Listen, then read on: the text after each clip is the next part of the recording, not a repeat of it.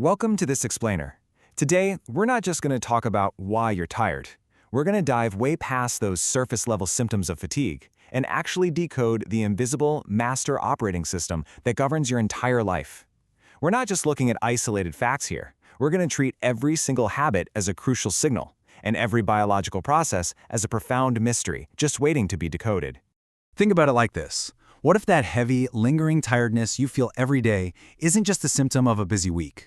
What if instead, it's an urgent signal from a failing biological operating system? To truly uncover the biological forces shaping your energy, your aging, and your overall longevity, we really have to treat this daily exhaustion as a physiological mystery. Let's peel back the layers and reveal the hidden mechanisms beneath your fatigue. Which brings us to Section 1, the hidden operating system. We're going to start by looking at the baseline hardware of a healthy human brain, exactly as it's been mapped out by the American Academy of Sleep Medicine. Now look closely at slow-wave sleep, or stage N3. This acts as the ultimate restorative protocol. You see, this isn't just, rest. It's actually a highly active mechanical time. It's literally when your brain goes in and manually clears out metabolic waste. It's normalizing all those synaptic connections you forged during your waking hours. Honestly, it's the absolute foundation of your cognitive and physical resilience. What you're seeing here is the exact blueprint of a healthy night's sleep, moving from light sleep into deep cellular repair and finally into REM. Every single night, your brain attempts to cycle through this highly precise architecture about 4 to 6 times. But here's the catch. When this incredibly sensitive system gets interrupted, it doesn't just make you a little groggy the next day. No, it triggers a devastating biological cascade that actually alters your entire physiological trajectory. Let's dive into exactly how that happens in Section 2, the stress-sleep collision. We really need to investigate the exact moment your hardware glitches. I'm talking about the violent collision between acute stress and your HPA axis, your hypothalamic pituitary adrenal axis. If you look at the healthy curve right here, a well-regulated system drops your cortisol down to a deep, deep low right near midnight. That's what allows for that vital cellular repair we just talked about. But chronic stress completely flattens this curve. It essentially floods your central nervous system with corticotropin-releasing hormone.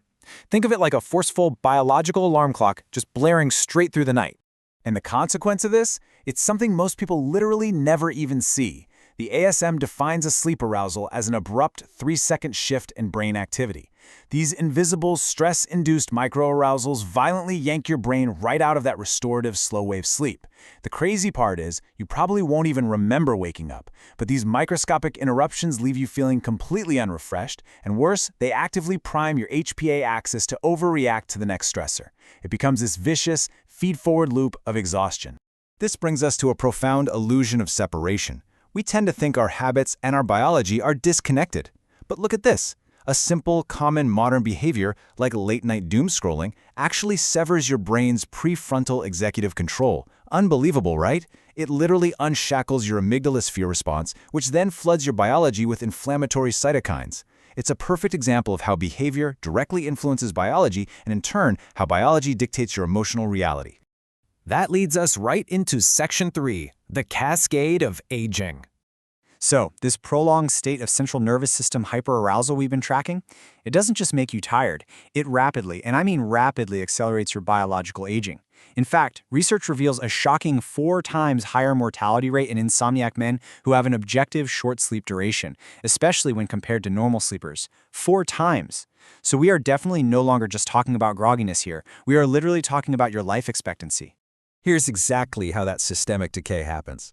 When your HPA axis stays hyperactivated like that, the resulting sleep debt triggers a massive catabolic shift in your body. It elevates evening cortisol, suppresses anabolic hormones, and directly drives metabolic decay. It even erodes your gut microbiome and radically increases your risk of chronic conditions like type 2 diabetes and cardiovascular disease. This right here is the hidden cascade. This is exactly where sleep directly influences the trajectory of your entire life.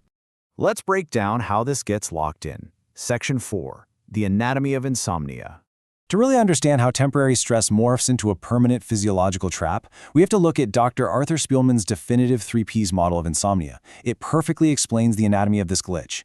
First, it starts with a predisposing vulnerability, maybe genetics or just a baseline level of chronic anxiety. Then it meets a precipitating stressor, like a trauma, a major life event, or honestly, even just an intense project at work. But, and this is absolutely crucial, it is the perpetuating behaviors that ultimately lock the disease in place and mutate it into a chronic condition. You have to notice the profound irony here. The very software patches we use to survive our exhaustion, like trying to catch up on sleep over the weekend or grabbing that late-day coffee with its stubborn 5 to 6 hour half-life, they actually become the corrupt code. These desperate coping mechanisms train your brain to associate your bed with wakeful anxiety and frustration, creating a self-reinforcing cycle of conditioned arousal that basically makes chronic insomnia permanent. But there is a way out. Section 5. Rebooting your biology. The absolutely incredible news here is that we already possess the exact clinical tools required to reboot this neuroendocrine loop and restore your body's natural automaticity by establishing cognitive behavioral therapy for insomnia, or CBTI, as the paramount gold standard. The clinical guidelines confirm a massive paradigm shift. It means we absolutely must treat the root cause of that HPA axis hyperactivation rather than just masking the symptoms with isolated medications. Basically, you cannot medicate your way out of a behavioral loop. You have to actively reprogram the system. And here's how you do it. By systematically applying these CBTI protocols, you literally repair that prefrontal amygdala connection we talked about earlier. It manually resets your HPA axis. When you use sleep restriction to match your time in bed to the actual sleep you're getting, and you ruthlessly eliminate environmental disruptors or late-bay chemicals, you're effectively reinstalling your brain's natural capacity for that deep, restorative, slow-wave sleep. It's like a hard reset for your biology. So, as we wrap up this explainer, you're hopefully left with a pretty profound realization. Your fatigue, it's not a weakness. It's actually a highly readable metric of your body's hidden systems. You now hold the blueprint to your own biological hardware. You understand exactly how your behaviors influence your biology and how that biology ultimately dictates your aging.